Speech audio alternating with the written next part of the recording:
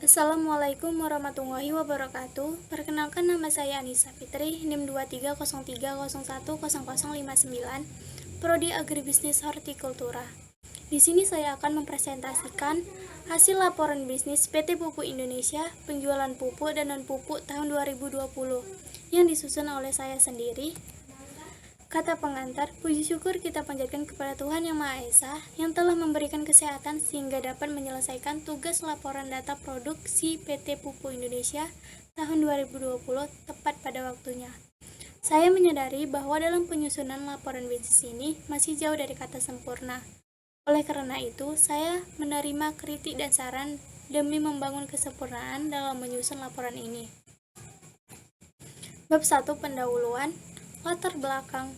Dalam konteks pembangunan sektor pertanian, pupuk merupakan salah satu unsur penting dan strategi dalam peningkatan produk dan produktivitas, serta menjadi bagian yang tidak terpisahkan dari sistem usaha tani.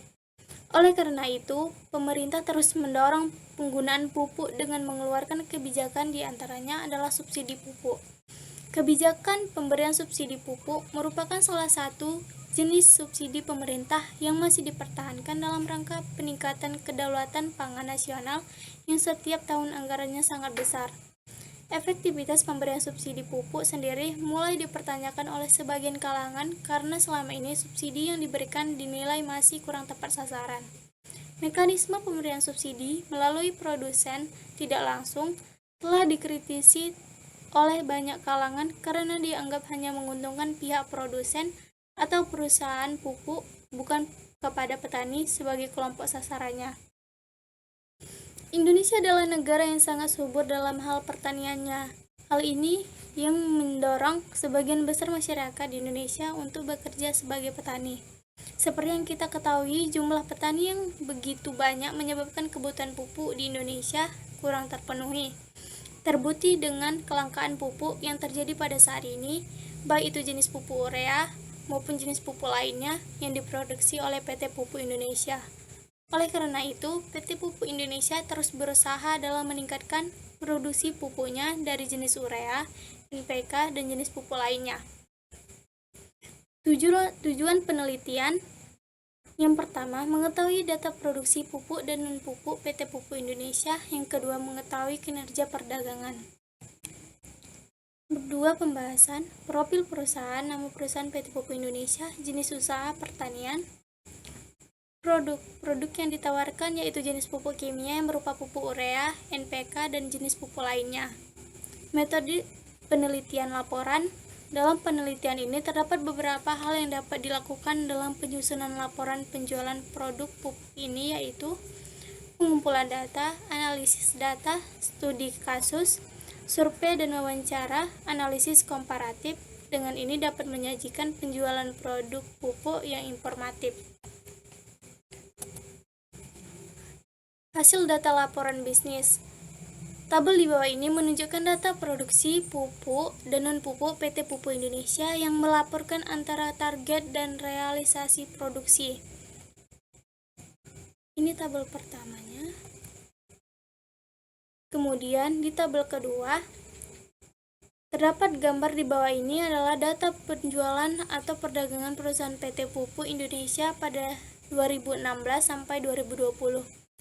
PT Pupuk Indonesia menjual produk pupuk urea bersubsidi PSO, Public Service Obligation, dan non-subsidi, serta jenis pupuk lainnya seperti pupuk NPK, SP36, ZA, ZK, dan pupuk organik.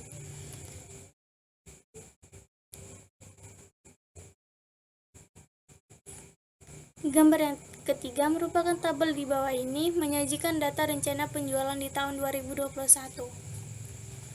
Kesimpulan laporan. A. Pupuk. Yang pertama, untuk produksi pupuk urea pada tahun 2019 yang terrealisasi adalah sebanyak 7.722.800 ton. Target produksi untuk tahun 2020 adalah sebanyak 6.327.500 ton. Produksi pada tahun 2020 yang terrealisasi adalah sebanyak 7.983.042.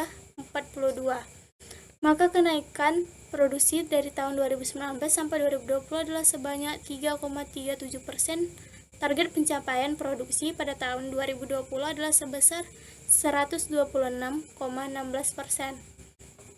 Yang kedua, untuk produksi pupuk NPK pada tahun 2019 yang terrealisasi adalah sebanyak 2.923.453 ton. Target produksi untuk tahun 2020 adalah sebanyak 2.911.500 ton. Produksi pada tahun 2020 yang terrealisasi adalah sebanyak 3.023.235 ton. Maka kenaikan produksi dari tahun 2019 sampai 2020 adalah sebanyak 3,41%. Target pencapaian produksi pada tahun 2020 adalah sebesar 103,84%. Yang ketiga, untuk produksi pupuk lainnya seperti SP36, ZA, dan ZK pada tahun 2019 yang terrealisasi adalah sebanyak 1.192.199 ton.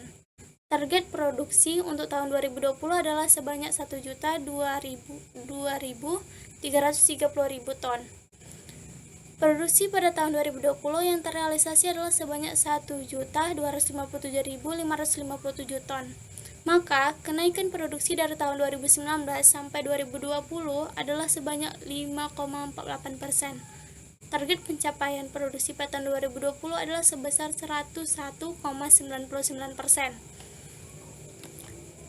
B. Non-pupuk.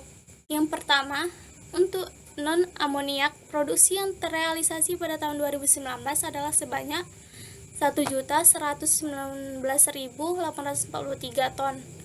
Target produksi tahun 2020 adalah sebanyak 1.005.000 ton, dan yang terrealisasi adalah sebanyak 1.071.994 ton.